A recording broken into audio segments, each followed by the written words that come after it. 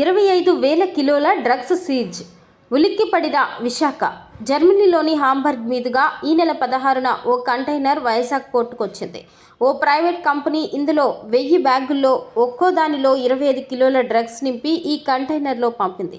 1-2 కాదు, 100-200 కాదు, ఏకంగా 25,000 కిలోల డ్రగ్స్ బయటపడడం విశాఖ తీరాన్ని ఉలిక్కిపాటుకు గురిచేసింది. బ్రెజిల్ నుంచి వైజాగ్ వచ్చిన ఓ కంటైనర్లో ఏకంగా 25 టన్నుల డ్రగ్స్ ఉన్నాయని ఇంటర్పోల్ ఇన్ఫర్మేషన్ ఇచ్చింది. దీంతో సిబిఐ రంగంలోకి దిగి డ్రగ్స్ స్వాధీనం చేసుకుంది. పట్టుకోవడానికి ఆపరేషన్ గరుడ.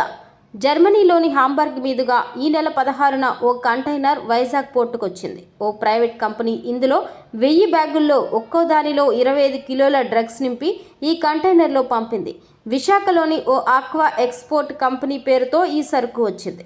ఈ డ్రగ్స్ను పట్టుకోవడానికి ఆపరేషన్ గరుడ పేరుతో సిబిఐ రంగంలోకి దిగింది. కస్టమ్స్ అధికారులతో కలిసి వీటిని స్వాధీనం చేసుకుంది.